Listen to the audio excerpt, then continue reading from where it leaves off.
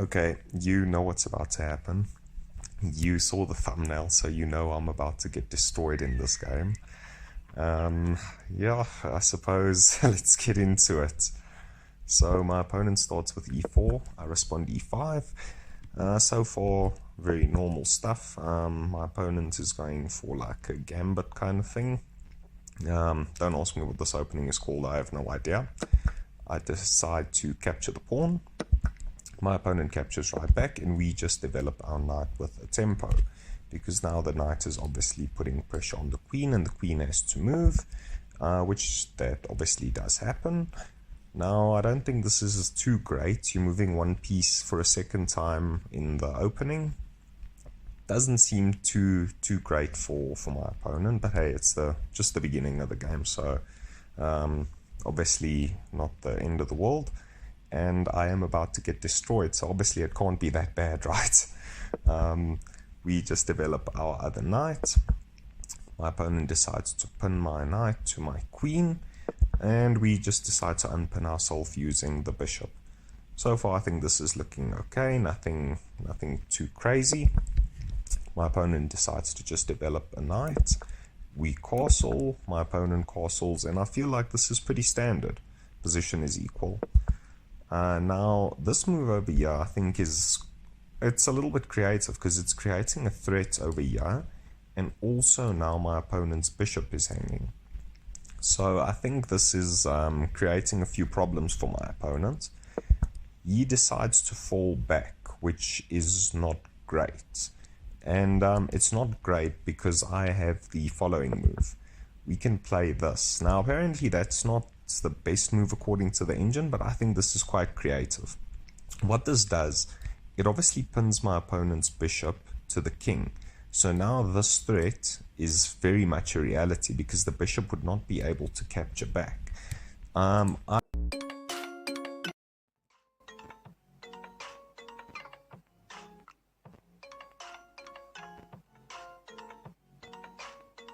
My opponent is going to take, after which I would take. The king is going to be in check, and the king would have to move. Probably the best move would then be to just block with a rook. That would obviously not really do much, because this is still a threat, because the rook is going to be trapped over here at least. And then if the rook does not come and block, if the king just moves, for instance, it's going to be the same problem where we have this fork. So I think this is quite clever. My opponent plays knight out, which is definitely not right. It does absolutely nothing. It is threatening the bishop over here, but that doesn't mean anything, because this is not the actual threat. The actual threat is this. So we decide to go ahead and just capture the bishop. We remove the defender of this square. My opponent now has to capture back to, well, I suppose he doesn't have to. Maybe that might not be the best move, but otherwise he's just going to be down the bishop, right? So he does decide to capture back, and then we have this beautiful fork on these two rooks, and I am completely winning. Like you can see, we are forking the two rooks, and we will one of them. My opponent will be able to capture back with a and get a knight, but I mean, I'm gonna have a rook for a knight, right? My opponent decides to just bring out their bishop. Well, I suppose this is fine. We get a little bit fancy here, because both of these rooks are still hanging. So I don't have to capture just yet, right? So we got a little in-between move over here. So we get a little bit fancy, but getting a little bit too fancy is kind of what cost me this game. Well, yeah, let's see what happens. My opponent decides to just push a pawn, which I suppose is fine. Now we do something here which is not very clever at all. Instead of just capturing the rook, we play this move.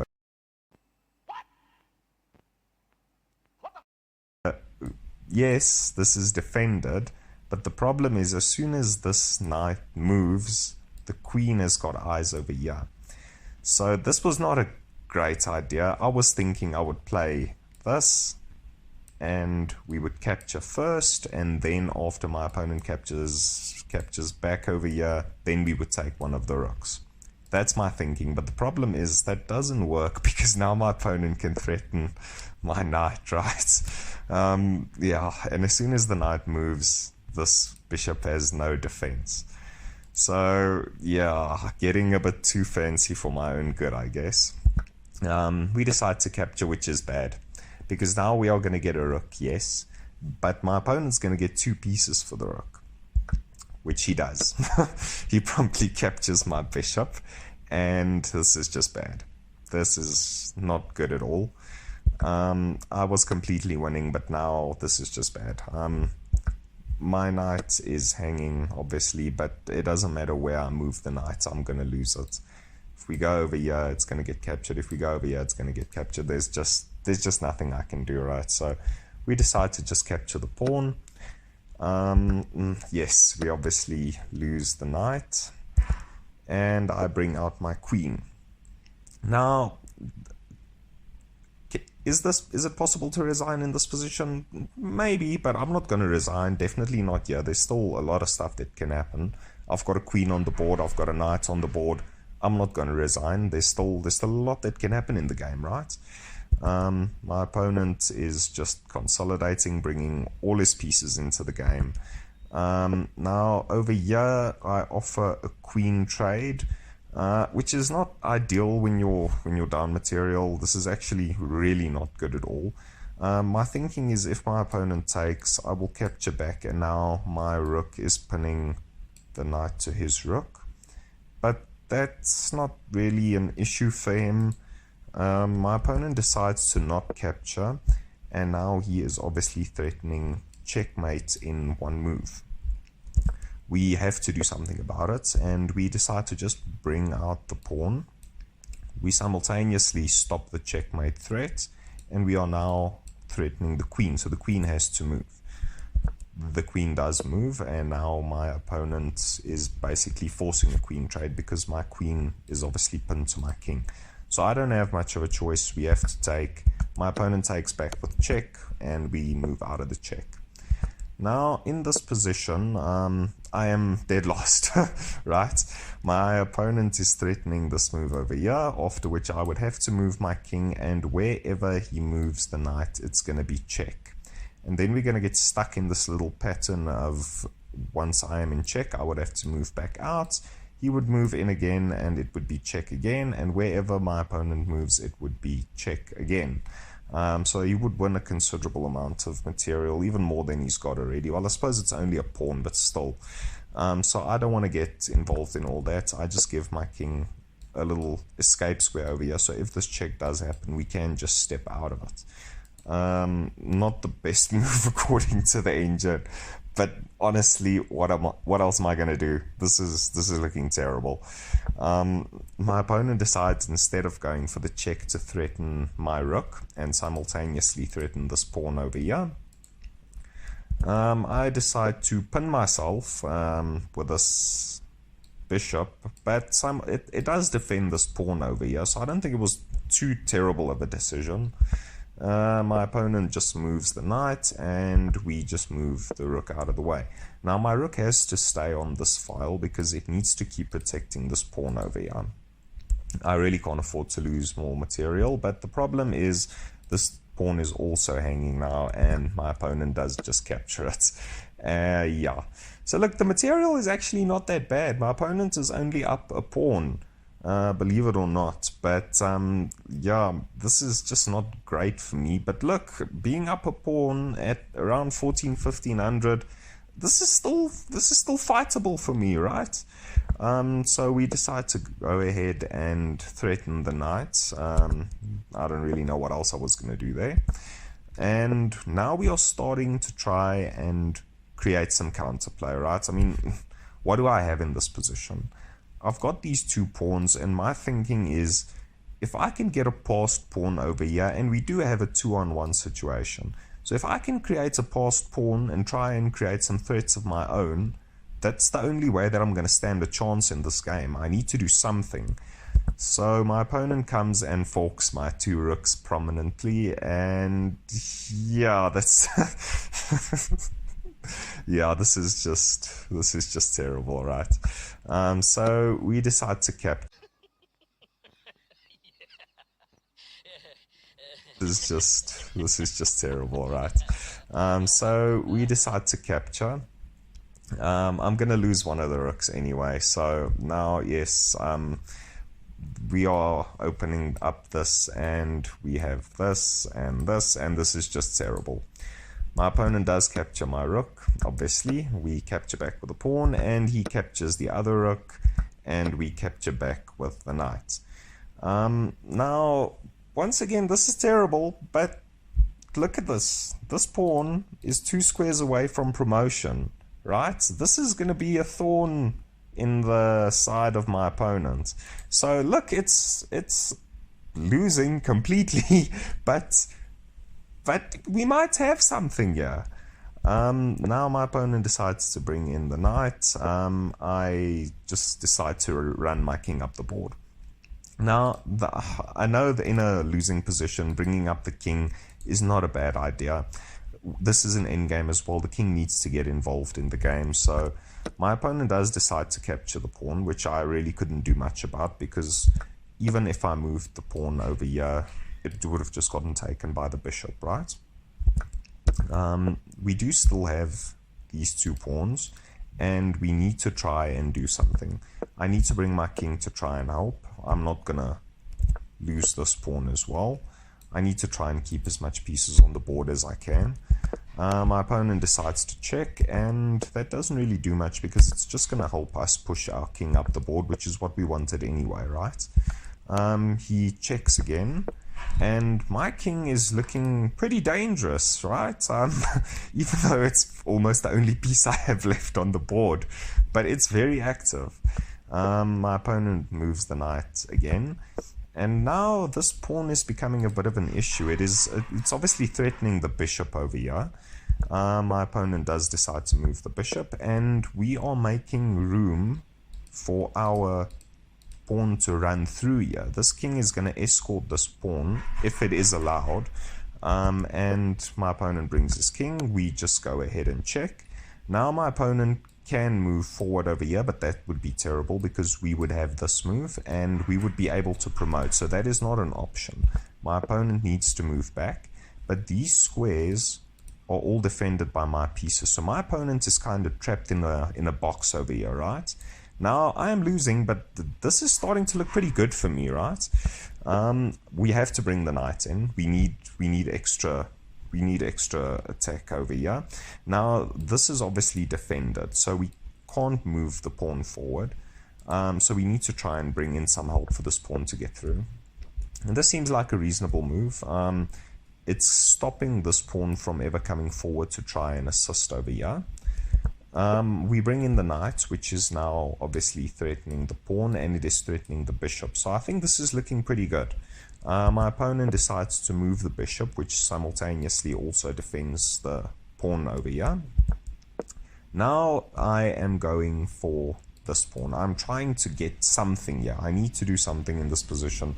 I need to try and create some counterplay. My opponent decides to threaten my pawn over here. Now I can go back and defend it, but I feel like if I capture over here, there's a good chance I'm going to be able to get to this pawn as well. And then maybe these 2 pawns, there might be something over here. I don't know if this is the right idea, but that's what we go for. And now this pawn is hanging. Well, not really, because it's defended twice, but now my opponent has got 2 pieces defending this 1 pawn over here. My opponent decides to move their king, which is reasonable. We move our king as well. My opponent goes for a check, and now we decide to push the pawn over here. Now I think this is quite clever, because if he does decide to take, we are going to win his knight. This pawn will not be able to promote because my knight can always come in and defend these 2 squares.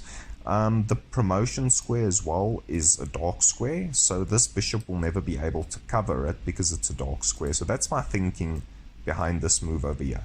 If he doesn't capture, I will capture. So that is what happens. My opponent moves his knights out the way, and we do capture. Now we've got these 2 pawns, and it's able to connect these 2 pawns, and there's absolutely nothing in front of them. There are no pawns. These are 2 connected pass pawns in an endgame. This is starting to look pretty good for me. Now look, it's completely lost, obviously, but there are chances, right? So my opponent decides to threaten. Well, he decides to just bring his king closer at least. We go ahead and check. Now, in this position, I'd be very happy to just get a draw, right? I'm completely lost, so a draw for me would be fine. We check the king again, and he just captures a pawn. Now we do not have two connected pass pawns anymore, but we've got one pawn on the side of the board that's still got the potential of becoming a queen in the future. We go ahead and check the king again. The king comes forward. Now I am starting to run my king up the board. Firstly, in order for me to be able to move this pawn, I need to move my king over here because it was pinned by the bishop. So that is what we do. My opponent decides to bring his knight forward, and we are starting to push the pawn. My opponent checks, which we can just attack the knight. This is a good move. I feel like this obviously stops me from doing anything on that side of the board. We go ahead and just reroute the knight. Now I am being forked over here. My knight is being attacked as well as my pawn. But we are going all in on this pawn over here. This pawn is about to be captured, and my opponent's got 3 pawns over here, so this is not looking good for me. But like I said, we are going all in.